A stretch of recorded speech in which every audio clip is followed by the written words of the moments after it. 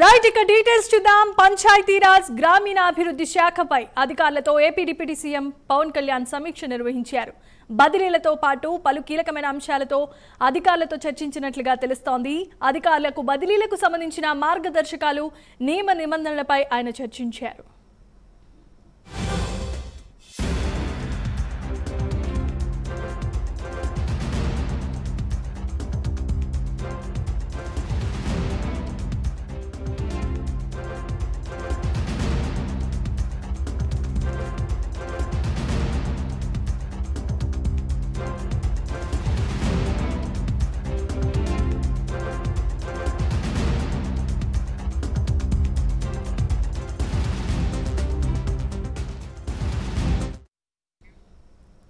పంచాయతీరాజ్ గ్రామీణాభివృద్ధి శాఖలపై అధికారులతో AP deputy CM Pawan Kalyan సమీక్ష నిర్వహించారు. బదిలీలతో పాటుగా పలు కీలకమైన అంశాలపై అధికారులతో చర్చించారు. అధికారులకు బదిలీలకు సంబంధించిన మార్గదర్శకాలు, నియమ నిబంధనలపై కూడా ఆయన చర్చించారు.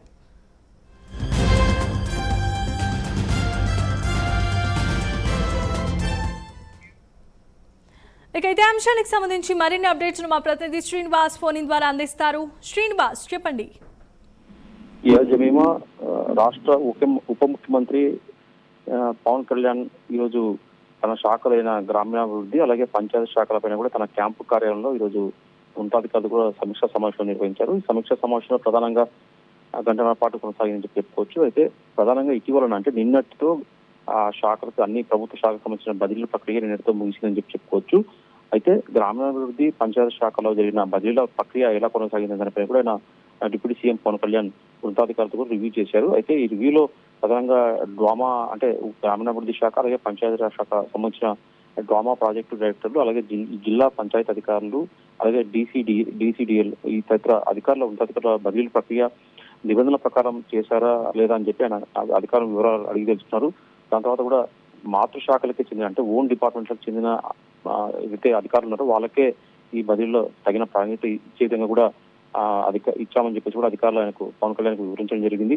దాని తర్వాత నిబంధనలు అంటే ఏదైతే ప్రభుత్వ గైడ్లైన్స్ ఉన్నాయో ఆ గైడ్లైన్స్ ప్రకారం కూడా ఈ బదిలీల ప్రక్రియ కొనసాగించినట్టు కూడా వాళ్ళు అధికారులు ఉప ముఖ్యమంత్రి దృష్టికి తీసుకెళ్లారు.